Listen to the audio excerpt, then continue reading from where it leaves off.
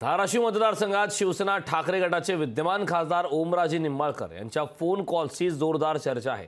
विरोधकांनी ओमराजेंच्या फोन संपर्कावर निशाणा साधलाय।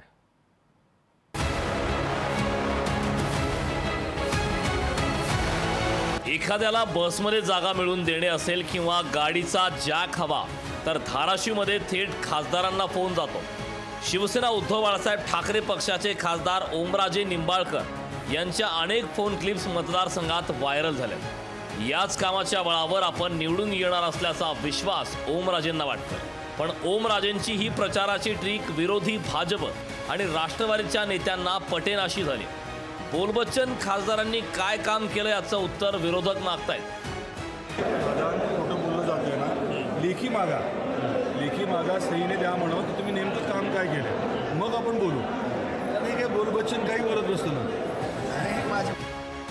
लोकांचे फोन उचलून उपकार करतात का असा सवालच विरोधी पक्षानं उपस्थित केला। आम्ही फोन घेतो ना, मी परत फोन घेतो, मी परत फोन घेते सांगा मला, तर माझा खुला हवा ना मतदारसंघामध्ये एक माणूस आहे मतदारसंघामध्ये की ज्यांनी म्हणावं मी परत फोन घेतला नाही। आम्ही एवढा भाऊ गलती करतच नाही। अरे तुम्ही काय उपकार करता फोन घेता, म्हणजे आजकाल जमानात फोनवर आलेला आहे आणि फोन घेतला नाही म्हणजे काय, घेतला म्हणजे काय उपकार करता। उपकाराच्या भाषेवर मग ओमराजेंनीही विरोधकांना चांगलंच उत्तर दिलंय।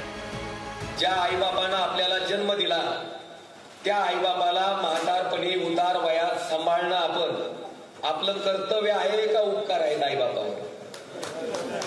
कर्तव्य आहे। खासदार व्हायचंय म्हणून तुम्ही माझ्या घरी आले नव्हते, मी तुमच्या पुढे मत मागायला आलो होतो। तुम्ही मला खासदार केलं म्हणून मी तुमच्यासाठी जो काही निधी खर्च करतोय तो निधी खर्च करणं हे माझं कर्तव्य आहे का उपकार आहे?